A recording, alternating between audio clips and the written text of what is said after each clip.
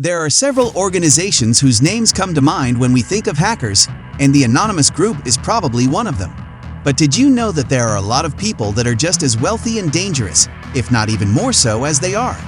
Some of them succeeded. Welcome to another episode of ZAD Facts.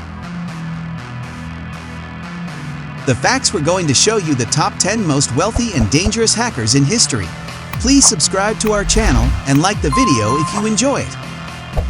Let's start with Kevin Poulsen on number 10. Kevin Poulsen is here.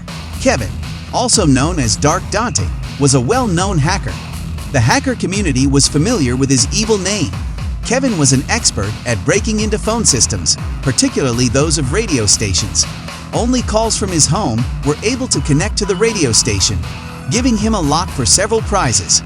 In order to guarantee that he would be the 102nd caller and win a Porsche 944s2, Poulsen's 1991 hack forced him to take control all the phone lines at Los Angeles' KISS FM radio station.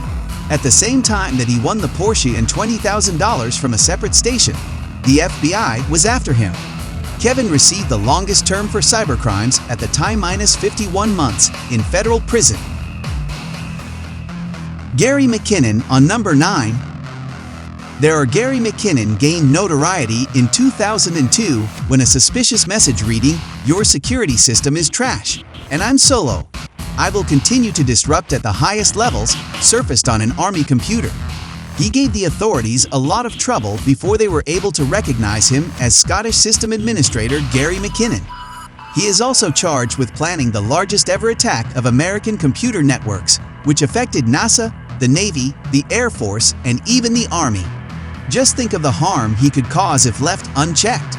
Fortunately for the authorities, he is extradited to the U.S. for gaining unauthorized access to around 100 computers and data valued at over $700,000. Gary claimed he was simply looking for information on UFOs because he thought the military systems might contain sensitive data about them. Whatever the situation, his achievements are sufficient for the administration to be on high alert. Matthew Bevan and Richard Price on number 8. Matthew Bevan and Richard Price make up the team.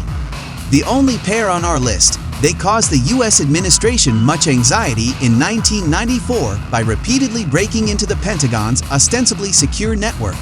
Young hacking prodigy, Price admired Bevan, and it was Bevan who set him on this sinister course. They intercepted encrypted data sent by American spies in North Korea and stole battlefield simulations from Griffiths Air Force Base. However, it was after they gained access to a Korean nuclear plant that they became seriously hazardous. At the time, Price was only 16 years old, while his mentor Bevan was 21. Since the U.S. government was unsure whether the pair was using their technology to access South Korean or North Korean nuclear sites, it raised serious worries. They were fortunate that it was in the South because it easily could have escalated into a full-scale conflict with North Korea. They were promptly taken into custody. Additionally, they have attacked NASA and NATO. George Hotz on number 7. George Hotz is present. How many jails do you believe he had to escape from in order to gain his reputation as a jailbreak artist, which is how he is more famous for? No. He was one of the first to jailbreak the PlayStation 3, in fact. Not to mention, he was responsible for the PlayStation breach in April 2011 that at the time generated a major outrage. It explains why he is involved in legal disputes with Sony virtually constantly. He didn't confess to these acts, but he did make public instructions on how to jailbreak the PlayStation 3. Additionally, Hotz has been linked to the hacker Collective Anonymous, which has cost PlayStation the most money that they have ever seen.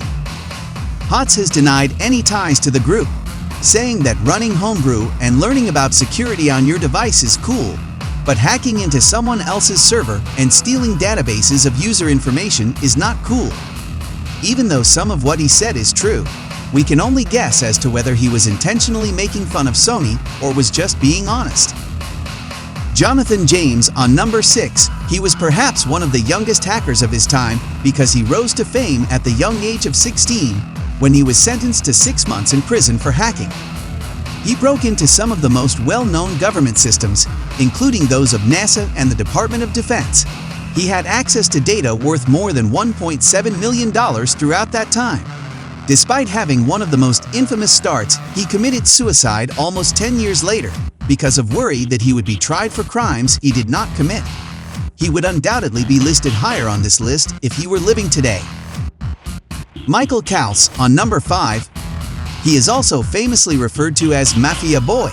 He was detained in 2000 for orchestrating a denial-of-service attack that knocked down numerous well-known websites, including Amazon, eBay, and Yahoo. Michael's attorney even claimed that if he had used all of his authority, he might have caused such unthinkable harm that even this circumstance would seem insignificant. Although his hacking techniques are unclear, he undoubtedly inflicted one of these websites' largest financial losses and undermined public confidence in internet security measures. The damage would undoubtedly be in the billions if he used his powers now on the same sites. Vladimir Levin, on number 4. Vladimir Levin is here. Vladimir like a hacker out of a James Bond film. In 1994, he was a regular person working on his laptop in his flat. What was he doing? He did, however, transfer over $10 million from Citibank's customers to his own accounts. Despite the fact that his other exploits are still a mystery, he was apprehended after wreaking havoc at the time. Only $400,000 of the millions he stole were not recovered. Even though his efforts might not be as successful as those of others on this list, he did nonchalantly steal $10 million, and who knows what else he would have been capable of if he had evaded capture. Cale Gamble, on number 3. He was a key player in the online hacker collective known as C.A, or Crackers with Attitude. The inconceivable was done by Cale in 2016 when he gained access to the personal accounts of certain prominent U.S. government figures, including the email account of the former director of the CIA, John Brennan, and the home internet account of the former director of National Intelligence, James Clapper. Not to mention, he also had access to a number of other portals and tools used by the U.S. government. However, the fact that he was only 15 years old at the time makes him the most dangerous. He was detained and given a 2-year term.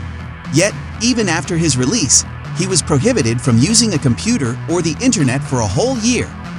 Now that he is working in cybersecurity, he is anticipating the great future.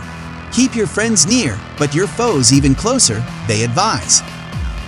Albert Gonzalez, on number 2.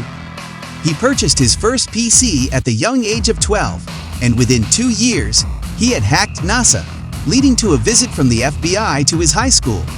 He had amassed a vast fortune through his scheme of credit card fraud by the time he was 28. Operation Become Wealthy or Quit Trying was the name given to it.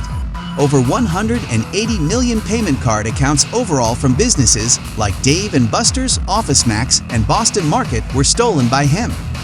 He created backdoors in the websites of various well-known corporations and stole approximately $250 million, $1 million of which was discovered in his parents' lawn.